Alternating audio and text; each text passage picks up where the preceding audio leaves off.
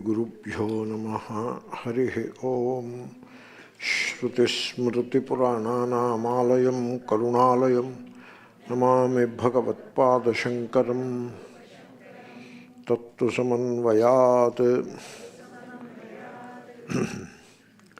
Natu Tatha Brahmanaha Upasana Vidhisheshatvam Sambhavati Ekatve Heyopadeya Shunyataya Kriyakaraka Vijñānopamardopapattehe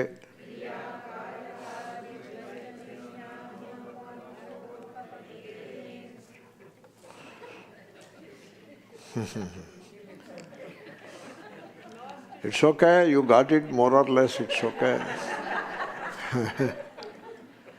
Once you know the meaning, you will get it. It becomes much easier once you know the meaning. So here the issue is Dvaita people, most of the people are Dvaita only. The worldly people, they are neither Dvaiti nor Advaiti. They are money and pleasure people. Okay? For them it just doesn't matter Dvaita or Advaita. Go and jump in Atlantic, it just doesn't matter, Dvaita and Advaita. Okay? They are interested in money and pleasures. That is the worldly people. But once you come into the religious situation, a religious context, then the question comes, Dvaita or Advaita. And if you generally look at that context, Dvaita appears most meaningful. Upasana vidhisheshatvam brahmanaha. Na sambhavati, he says. Dvaita appears the thing, the most reasonable. So, sometimes it is not enough to be truthful. You may be truthful, but that is fine, but you have to be reasonable also. And you should be politically correct also. So many other things will be there. And you should be responsible also. You cannot be responsible. Therefore, in the world of religiosity, common and logical and a widely accepted thing. What? Brahma. Brahma is the name of God. Brahma means God. Generally people call it God. And so this Brahma. I am here. I worship Brahma. That is the most natural thing. I worship Brahma. So it is like there is boss of an organization. I report to him, take orders from him, and I work and again report back to him, and he will reward me. And if I don't do work properly, he may punish me. That is how it works. That is how it works, right? Suppose I go to the office and say, I am the boss. There is no difference between myself and the boss. That doesn't work, That doesn't work. And God is taken as a person. There the problem begins. Suppose you take God, the so-called God, as the truth, the reality. That is how you look at it. That which is real, that is God. What is real? What is the meaning of real? What is real. Okay? And what is real is God. If you take it like that, then you can take the argument further. Could be that the real is in myself. The truth is in myself. Possible. There is a possibility like that. You may still argue that you are here, I am sitting here and truth is in Vaikuntha. You may still argue, but that possibility is always there, even to think that the truth could be here. In fact, the Vaikuntha itself could be here. And this is a well-known expression, the kingdom of God, the kingdom of heaven in the heart. That is a well-known expression. So kingdom of heaven you can always visualize somewhere in the clouds, or you can as well say that it is in the heart. So these are the possibilities. There is a small door is open, for oneness. Or at least, if not oneness, closeness. The truth is very close to you, upa. That is Upanishad. So the door is open for bringing the truth close to yourself. Just look at it the other way. You can uplift yourself closer to the truth. So, upa.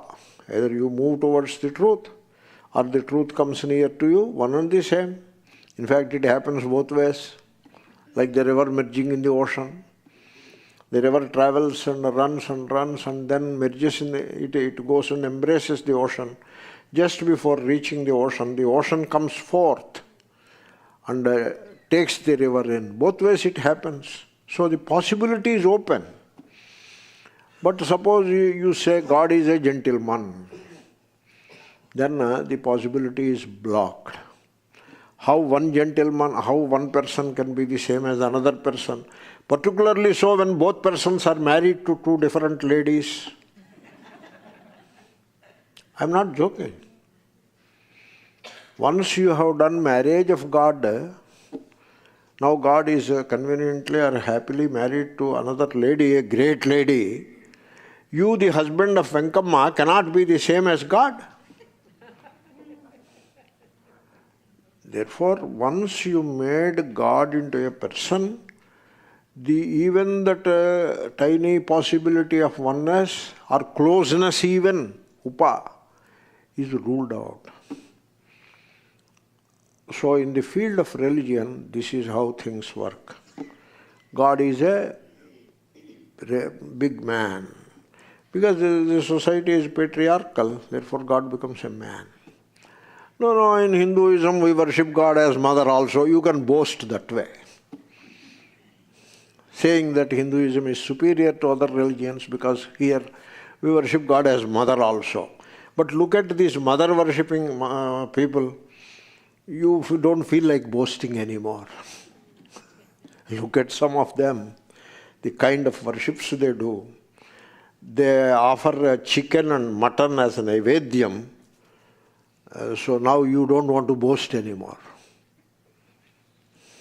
So, therefore, this making God into a person that establishes Advaitam. Now you forget about Advaita. But all people are not like, all are not like that. All thinkers are not like that. So here Shankara says, I worship God, mental worship it is, upasana. I worship God, therefore I am different from God, God is different from me. So that kind of upasana, mental worship, there is a mandate for that. There are mental worship mandates. All mandates are there. Vidhi could be. You worship with hands and offer oblations, etc. That is the karma, which is done in the outside. Or you can worship within the mind also. There are manasa pujas, some verses are there.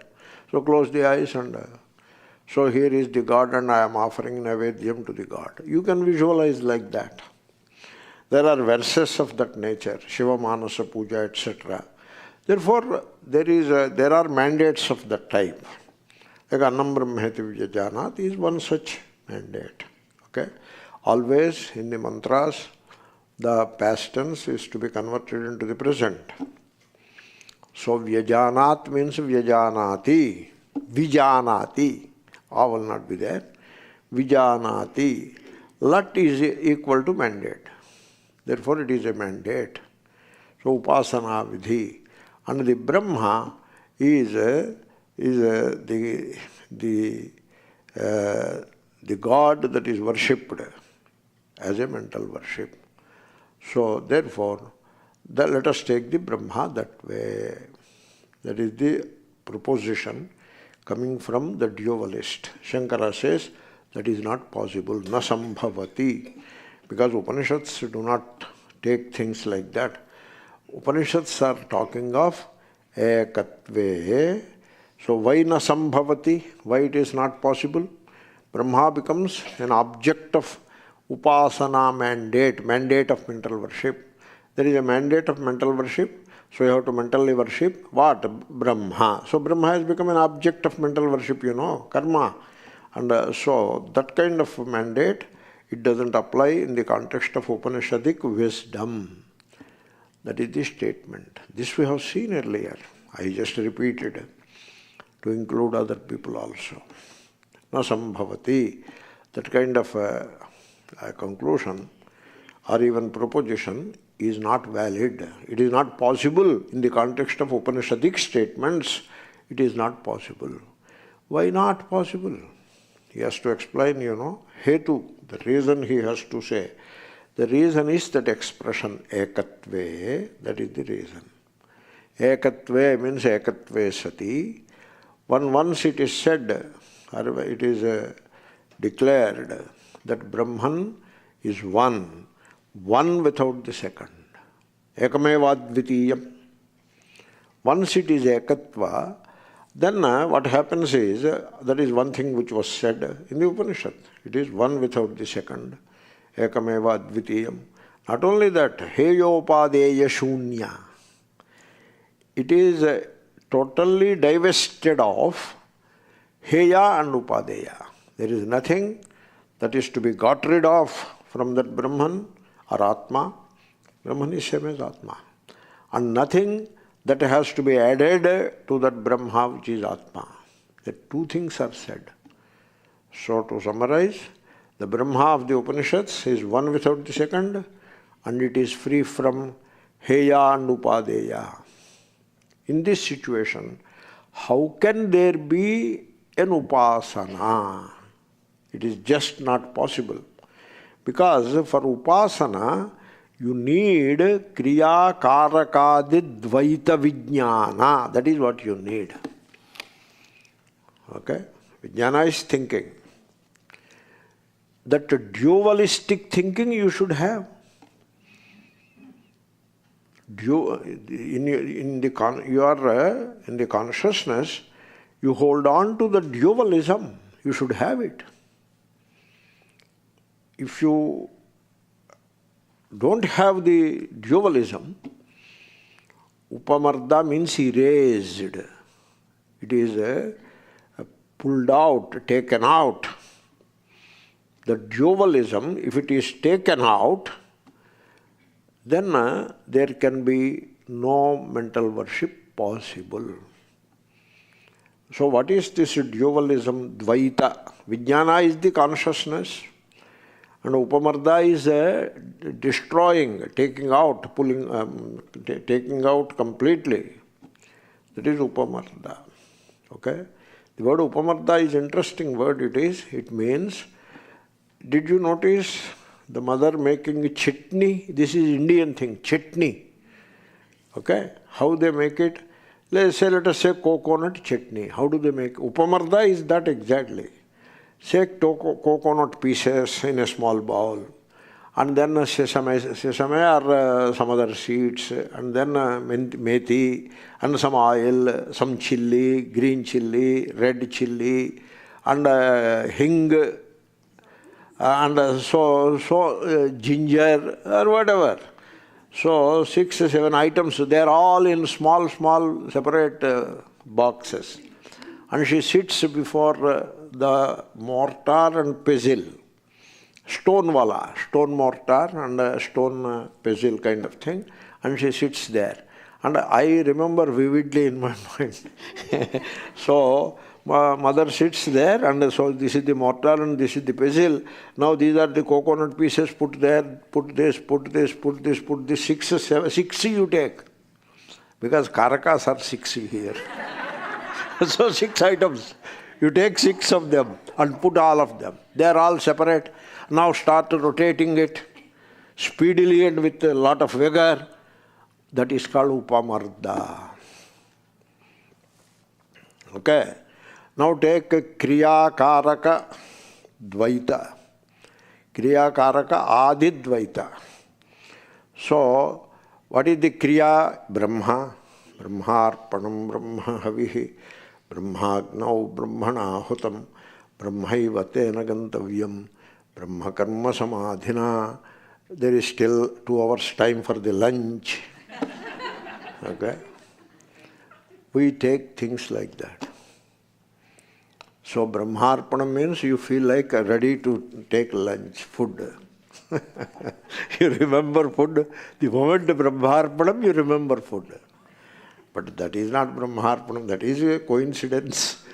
What is a Brahma karma? So the action that you are performing, the worship is Brahma. And the one who is doing the worship, Brahmagna, Brahmana hutam, the karta karaka, that is also Brahma. Kartru karaka. Kartari tritiya. Tritiya vibhakti comes in the context of kartru karaka. Okay, not prathama. Prathama vibhakti is pratipadhikartha matram prathama. So karta. Karma means that you are worshipping, that is the Brahma. Then you offer oblations in fire like that, that is the instrument. Or if it is flowers, the flowers is the karana. That is arpanam, Brahma arpanam, with which you offer oblations, that is Brahma. And then the sampradana, not sampradana, adhikarana, the fire, that is adhikarana, sixth karaka, that is Brahma. And phalam is Brahma, Brahmaiva tena gantavyam. Phalam is not karaka, it is the seventh. So the sixth, everything is Brahma. Everything is Brahma. So the karta, the worshipper is Brahma, the worshipped is Brahma. The things that you use to worship, they are all Brahma. And the act of worship itself is Brahma. Now what is that? That is called upamarda. Why do you need that? Because Brahmanaha ekatve sati. Brahma is one without the second. There is no second. Now if you have six karakas, Brahma, how can it be advaya? Therefore, to make advaya possible, all these six karakas are merged into Brahman. There is a nishedha. What you call karta is not karta, it is Brahman. Nishedha. Without nishedha, nothing works. That is the meaning of upamarda. Upamarda, the word means nishedha. Cognitively, you dismiss every one of them. And therefore, what you call the offering, that which you offer, a flower or ghee or whatever, that is also Brahma. Then why? Is it not ghee? No, it is not ghee, it is Brahma. The spoon is Brahma. How is that sentence to you? Without badha samanadhikaranyam, nothing works. The spoon is Brahma. Kya baat hai bhai? What is that you are talking? The spoon is the spoon, not Brahma. Okay? No, not like that. Put a negation there. What you call the spoon is not a spoon. Then what it is? Brahma. Then only the samanadhikaranya means this is same as that works. Therefore, this is how kriya, karaka, etc., the dvaita vijnana, the consciousness of dualism. Vijnana is consciousness. You are conscious of things as separate. That is the consciousness which is rooted in dualism. That consciousness is transformed. What is the transformation? Upamarda is the transformation. So now, that is how you transform yourself. If you study Vedanta correctly, if you study Upanishad, if it goes into your head, you don't transform. But if it goes into your heart, you transform. You consider it as knowledge to be acquired and accumulated and stored in the brain cells. I'm not joking. I'm saying very seriously, that is how it is done. Then it doesn't transform you. You remain a samsari with your raga and dvesha in the same state, or even enhanced. But now you become a scholar of Vedanta by all means, who can give a lecture for hours together, but you remain a samsari with all the problems of samsara in the heart. I'm not talking of that. That is not Vijnana. Here Vijnana, the consciousness has undergone a transformation, that inner transformation. Now in that transformation, you look at yourself as the same as that is to be worshipped. So I am the Aham Brahmasmi. The divinity is in me, is with me, always, ever it is in me, ever with me. And if I look at it clearly, if I allow the small self to vanish, it is a phantom. It is not a difficult thing to get rid of it. Just to understand that it is a phantom, it is not real. The me, it is gone. Then the river merged in the ocean. There is only Brahman consciousness here. And in that Brahman consciousness, there is no second. Kriya is gone. Kriya is not Kriya, it is Brahman. Karakas are not Karakas, they are Brahman. So Dvaita Vijnana, the consciousness which was to begin with rooted in a dualism or duality, is transformed, upamartha. So when that happens, so the Brahma, that Brahma, which is one without the second, how can it become an object of mental worship? It cannot be.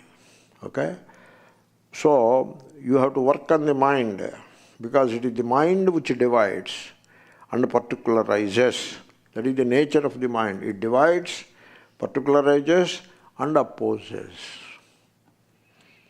So this is the job done by the mind. In Kriya, the mind does that. Kriya, worship. So mental worship, you say, Shiva's worship, Vishnu's worship, Ganapati's worship, Lakshmi's worship. So like that it divides Kriya. Then Karana, you offer red flowers to Parvati, yellow flowers to Lakshmi, white flowers to Saraswati. So you divide like that. And certain flowers are unfit for puja. Yeah, you cannot use bougainvillea for puja. It is prohibited. Even rose is not sanctioned by the Vidhi, but people use it. Because people have some fascination for rose. That's why they use it without checking whether it is really allowed for puja.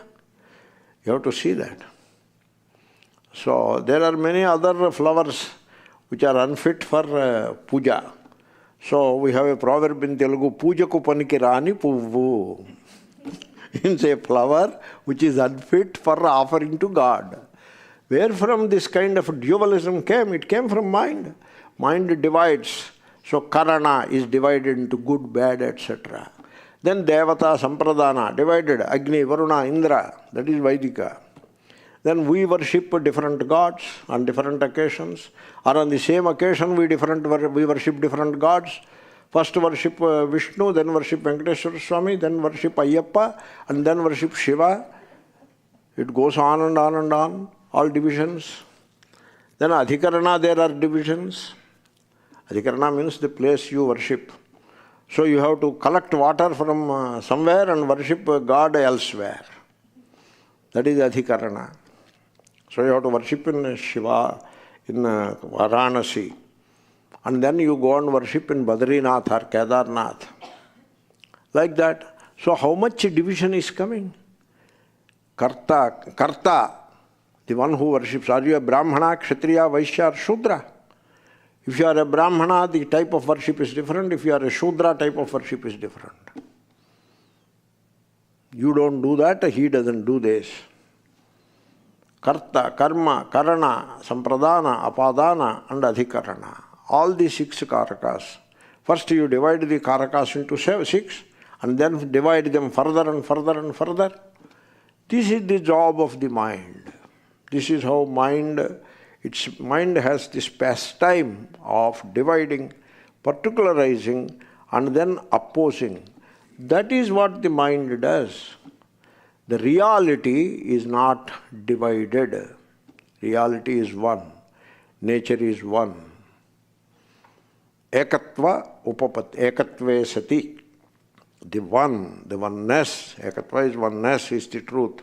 Nature is one. The forest is one. You want to look at the trees are many. No, forest is one. So world is multiple. No, world is one nature. And that nature is Brahman. So, there are many waves. No, there is one water. There are many ornaments. No, there is one gold.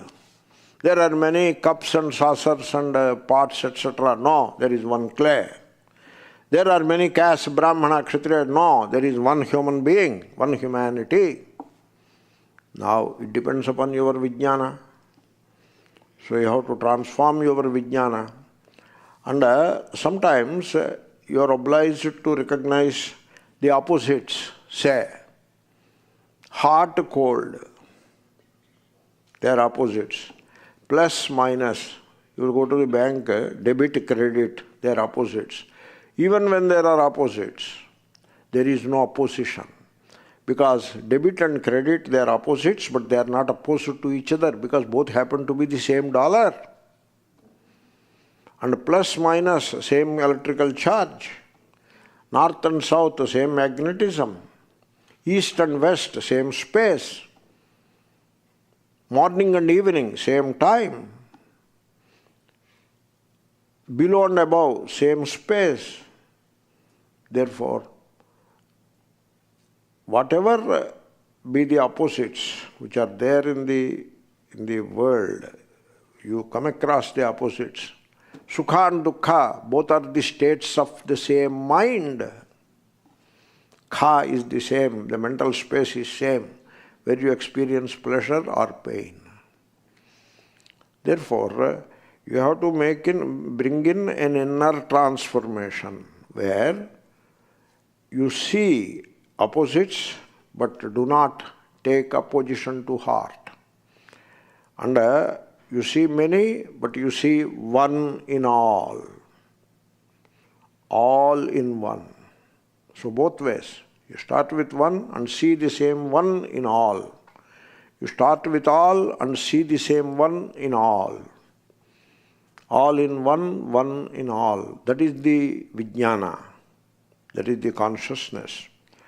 So you move towards that consciousness. Why should we move? Because division, separateness causes fear.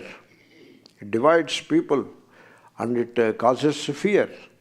So once you separate yourself from others, you are afraid of others. Dvitiyadvai bhayam bhavati. This is the cardinal principle of Upanishadic wisdom. Namely, once you separate yourself from the others and look at others as separate from you, you have created a stress, tension, insecurity and fear then and there. And that will hurt you. The stress accumulates. Every single time you remember a person and look at him as enemy. Enemy is other than you. And you remember the enemy again and again and again. Because that is how the compulsive thinking works. Therefore, every single time you remember the enemy 10 times in a day. And you may not curse all the 10 times, but at least 2-3 times you curse. You are destroying yourself, I tell you. This love-hate split, it will play havoc with you. The nervous system is completely messed up because the nervous system, it doesn't know to which way it has to move. Towards love it has to move, towards hate it has to move. People destroy themselves by fixing them in this hate-love, love-hate duality. The dualism, it really plays havoc with the nervous system, with the psyche of the person, and it makes people sick because so much stress is generated. The sense of otherness, the other, it becomes a source of insecurity. All insecurity you experience in life comes from the dualism. And people are most afraid of God. So they are less afraid of people, but they are more afraid of God. They shiver. The word God makes them shiver with fear. Judgment Day. And then for us, Yama is sitting there. He sends his followers. They come with all kinds of old-fashioned weapons and to take me to hell. And in the hell, they subject me, make me go through all kinds of sadistic persecution. Even some of the dictatorships are better than the sadism that you find in the descriptions of the hell. You must have seen what is a purgatory and all that. Our hell is 10 times worse than any purgatory that one can imagine. Because we have different hells, Raurava Narakam, then Samadar Naraka, so many Narakas. So, all very sadistic imagination you can see in that. So fear, so much fear. In the name of God, you generate fear. And you don't know what that fear is doing to you. Do you know there is a thing called stress? People are stressed out. And all the diseases have their origin in this ignorant mind, which generates stress and fear. So all the diseases, your entire heart is spoiled, cardiac system is spoiled because of stress, born out of fear and insecurity. The nervous system is shattered by these fear, insecurity, etc. kind of thought processes. Therefore, dualism, it just spoils people's lives. It is very bad. You should always think in terms of oneness. And you have to understand that the world and the mind is the subject, world is the object. They are merely the states of the same being. The same being, Brahman, appears as a dipole, on one side as the subject and on the other side as the object, just like the same light appears on the screen, on one side as the hero, on the other side as villain. So, therefore, Brahman, it pervades all things of the world, and so everything is an appearance, Brahman alone is real. Once you understand that oneness, all this Kriya, Karaka, the division, the consciousness which thinks in terms of division will be transformed. What kind of transformation? A radical transformation, a transmutation, if you will, because what the consciousness which thinks of in terms of dualism, division, now it is transformed to a state where it sees oneness in all human beings, all living beings, including animals, etc., plants and trees, all living beings, all being, the same being, which is myself. This is the ekatva. And once this ekatva is established in the heart of a realized soul, where is the scope for upasana? Under this Brahma, which is one without the second, can it be subservient to mandate of upasana vidhi shesha? Can it be? It cannot be. You followed that? Now you look at that statement. So kriya karakadi, kriya, action, various karakas, etc. Dvaita phalam, adi shabdena phalam gruhyate, phala, etc. That is the dvaita vijnana, the consciousness of dualism. And that is upamarda, it is negated, it is set aside.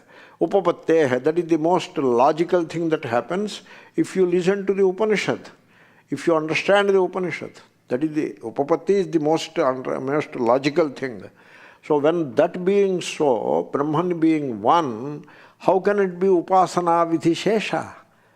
How can it be subservient or an object of upasana vidhi, the mandate of mental worship, having a dualism as an integral part of it? How can it be? That is the statement. Nahi ekatva vijnanena unmathitasya dvaita vijnanasya punasambhavosti.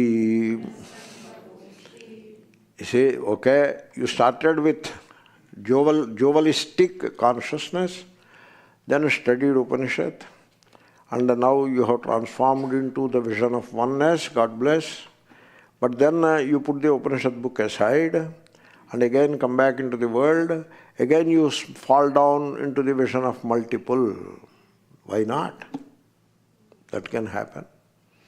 This Dvaita Vijnana, the consciousness of multiplicity, the consciousness which believes in multiplicity as the truth, that is called Dvaita Vijnana.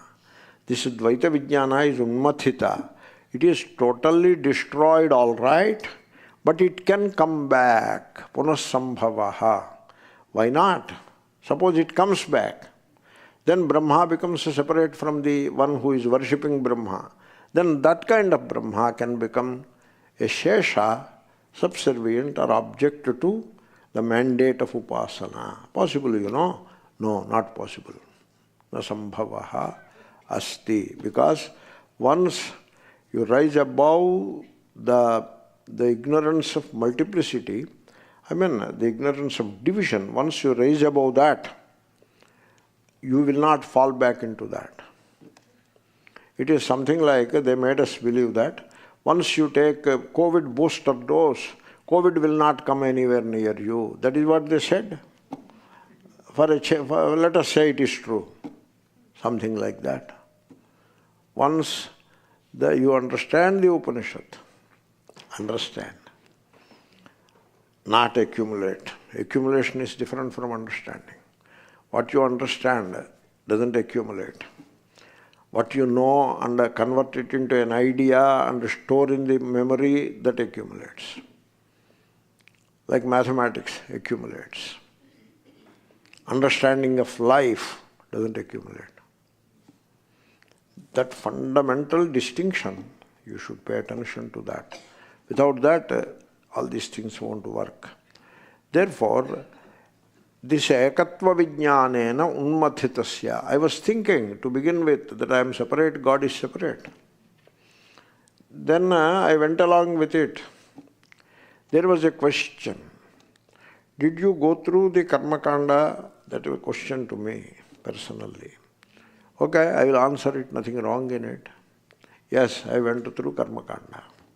I was believing that I was a very unsure of myself kind of person, and by worshipping Lord Shiva, I will gain courage. And I was a bit having certain difficulty also in making both ends meet for some time. Then by worshipping Shiva, and then by chanting Sri Suktam, so I will become rich. So I went through all that.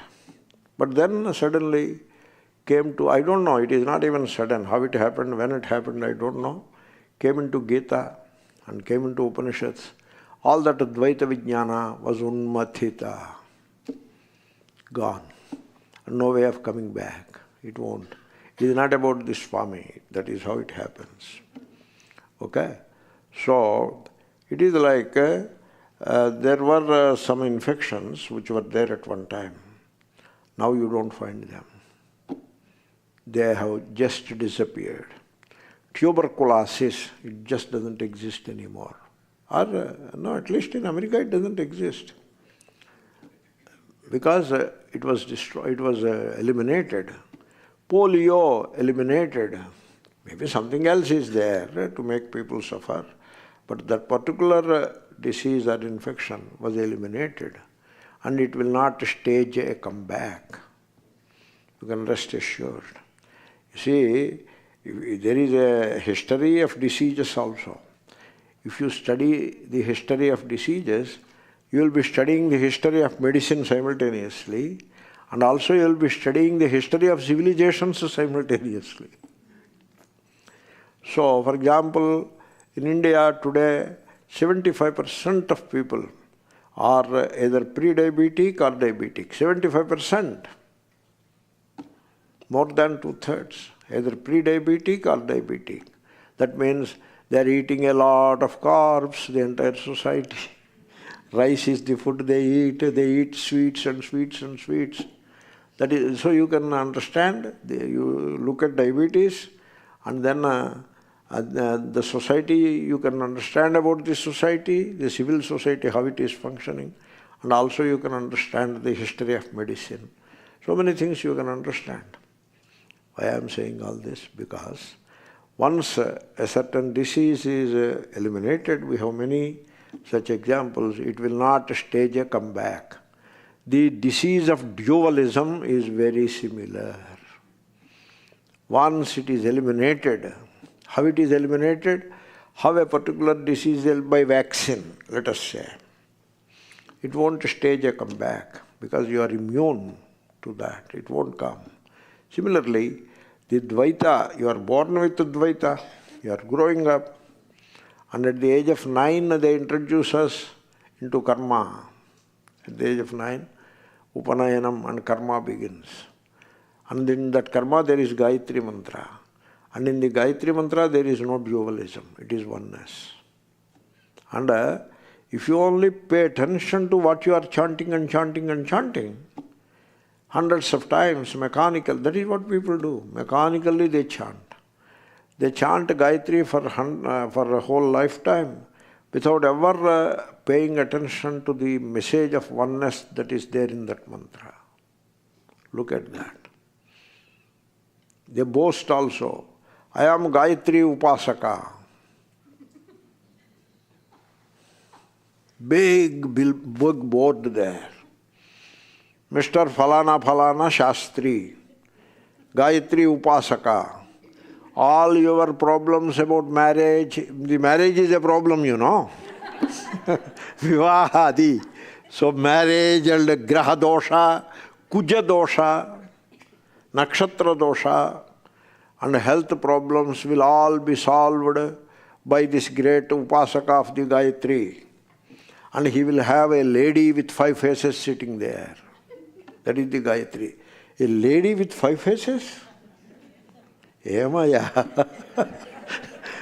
These people should be put in a mental asylum, I tell you. There must be some symbolism associated with that number 5. Not really faces only. Are dimag hona hai. So now that is the Upasaka. And he has made Gayatri Mantra a profession for himself, and very successful profession. He made some 2-3 buildings and a big real estate, this and that. And he wears silken clothes. So he is doing quite well. All thanks to Gayatri. And what is this Gayatri? It is not a lady or any such thing. There is no lady in Gayatri. One Strilinga Shabda you show me in Gayatri. Strilinga, one feminine gender word. Tatsa vitruvarenyam bhargo devasya dhimahi dhiyo. Dhiyaha is a Strilinga. Dhi is a Strilinga Shabda. Dhiyaha, dhihi, dhiyau, dhiyaha. That is so thought processes. Okay, so I change my remark. So there is not one lady in the mantra. Is there a lady in that? Dhiyo yonah prachodayat. There is no lady, there is no gentleman also. That is not Gayatri. But this gentleman has conveniently converted Gayatri mantra into Gayatri into a Devi and all dualism. He doesn't even have a hint of non-duality.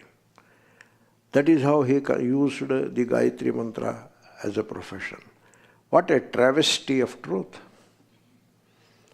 So, why I said all this?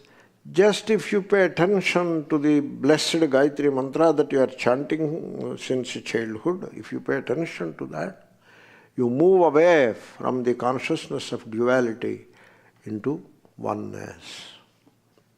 And once you go into oneness, you may go along with the dualism. Suppose, you see, Udiya Babaji Maharaj was going, and Banke Bihari Mandir was there by the side, and he was walking there. Great Mahatma, and the temple is one of the biggest temples in Mathura, and so the Pradhana Pujari, like chief chef, like that, chief priest, Chief priest won't do puja. He will be just watching, and subordinates will do all the leg work and other puja. They will do puja. He will be just watching. So the chief pujari, he was by chance he was around and he saw the Maharaj. And he is going, Maharaj is going. Then the pujari somehow, he knew him. He said, Maharaj, you are going? He said, yeah, I am going. No, look at this Banka Bihari, big temple. Banka Bihari ka darshan. You don't want to have darshan of Banka Bihari? Then he said, okay, if you say so. So he went inside. If you say so. He went inside because he is not so much interested in Banka Bihari as he is obliging this person. Banka Bihari is in his heart. He doesn't need to oblige Banka Bihari, but he has to oblige this person. He went inside and he went and had darshan like this and came out. Then Pujari also came to the door and told, Maharaj, aap Banka Bihari ka namaskar nahi kiya. You have not done namaskara to Shri Krishna in the temple. Then he said, why you did not tell me there? Next time he went. Therefore, once that dualism is wiped out, that is the word I was looking for, upamarda, wiped out. Once it is wiped out, it can never stage a comeback. Therefore, so again dualism coming back, again the Brahma becomes the other, and you feel like mentally worshipping, then you need a mandate, then that becomes upasana vidhi, the Brahma becomes an object of the upasana vidhi. That route is closed. It is not possible. Look at that sentence. So, for the dualistic consciousness, which is wiped out by understanding the oneness of the truth, the coming back is not possible. That is the translation. You want a translation? I have done it. Yena upasana vidhisheshatvam brahmanaha pratipadyeta. Yena means yena punasambhavena ityarthaha. If it stages a comeback, suppose the Dvaita Vijnana, the dualistic consciousness comes back, suppose, then of course again the Brahma becomes an object of upasana vidhi. That would happen like that. But we have said it doesn't come back. Okay? If it were to come back, then it becomes an object of upasana vidhi. Are you following that those words? But we told you it will not come back. Therefore, that possibility is not there. You know, you look at yourself, in the mind, all distinctions are there. Caste, creed, race, religion, all distinctions are located in the mind. That is the mind. But even in the gunas are there, sattva, rajas, tamas. These gunas are in the mind. When you think in terms of dispassion, that is sattva guna. When you feel like grabbing something, ambition or greed, that is rajoguna. When you feel like eating more than required or you become angry, this and that is tamoguna. They are all there in the mind. Eating is not the body thing, it is the mind thing. Please keep it in mind. So all the gunas are in the mind. All the divisions are in the mind. They go together. So rajoguna means all divisions. Divide and oppose, that is rajoguna. Frustration, anger, and then the quality of eating more, glutton, that nature. So all of that is tamoguna. Himsa means cruelty, sadism, all of that is tamoguna. Dispassion, thinking, not accumulating, thinking. Accumulating is some other process. So accumulating kind of fits between sattva and rajas, partly sattva, partly rajas. You know part is, you understand part is sattva, you accumulate part is rajas. So sattva, dispassion, understanding, that is sattva. So all the three gunas are in the mind. And it is the rajoguna which creates all divisions. Therefore, all divisions are in the mind. All distinctions are in the mind. And also in matter. Matter is outside, mind is inside. They are the two antipodes. They are of the same, they are same Panchabhutas, you know. Therefore, except matter is gross and mind is subtle, except that there is no difference between the two. They are of the same masala, same constituents.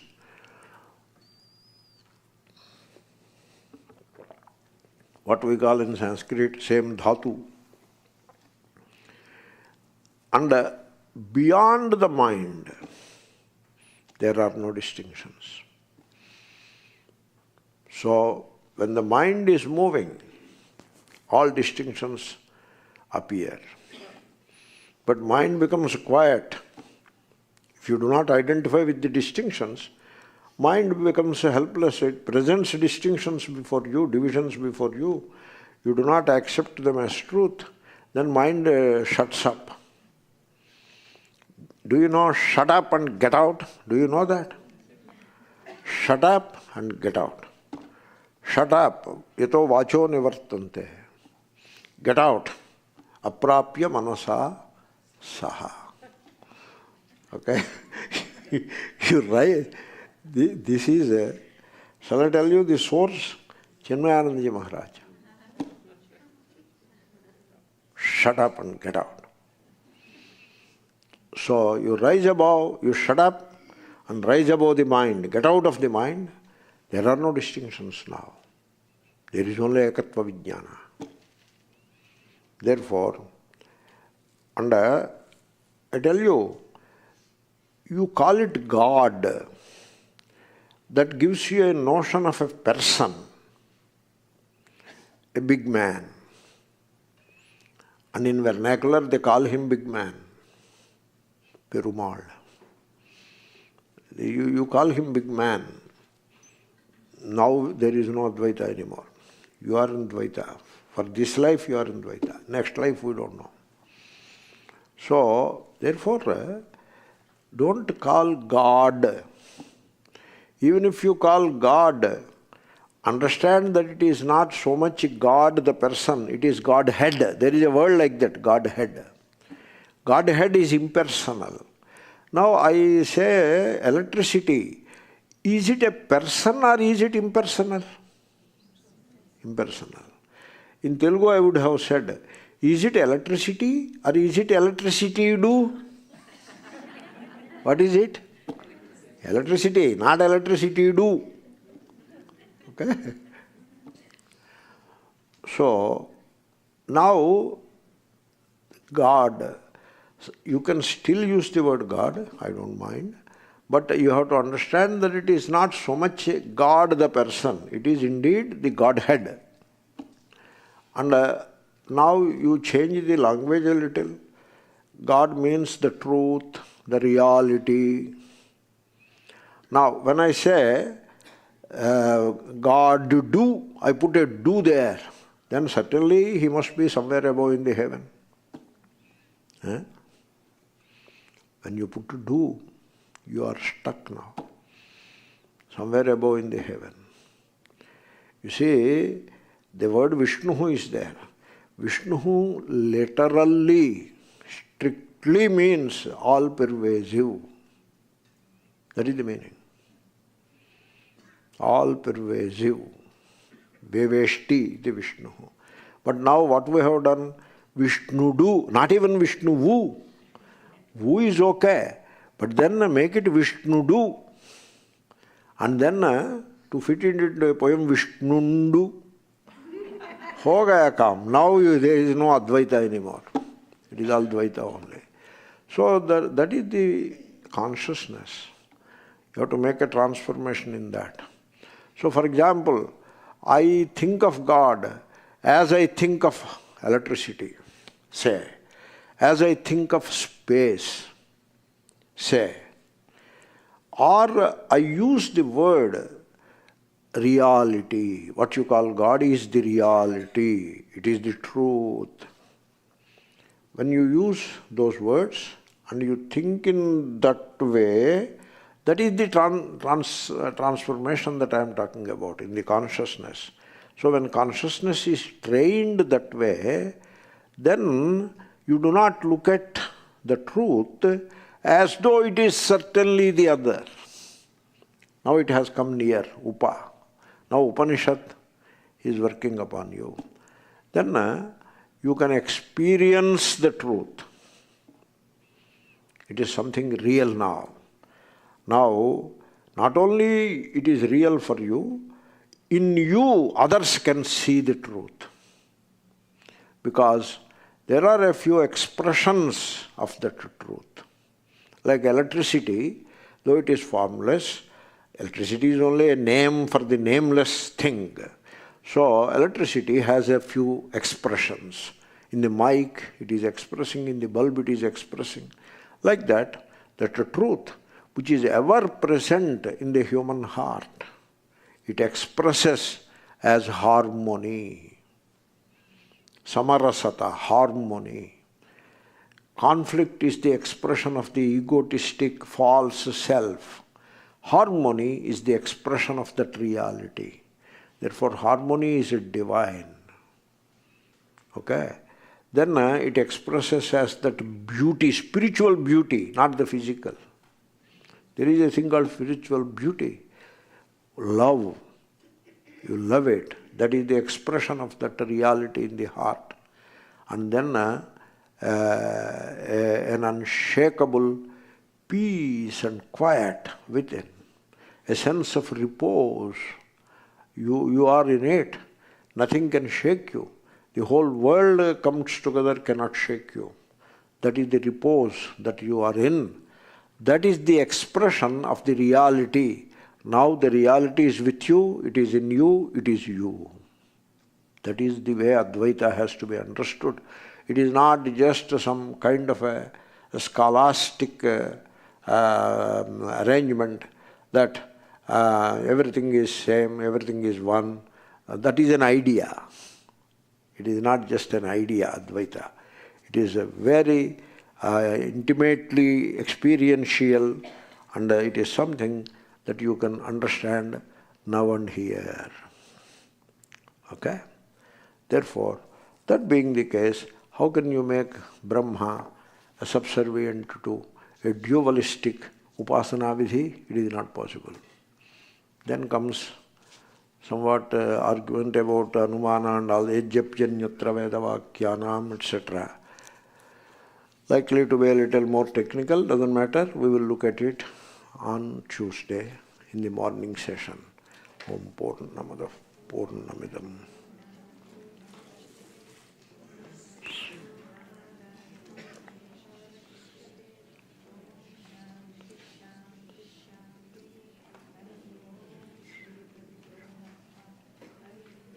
We meet at 11:30 and class will be Gita.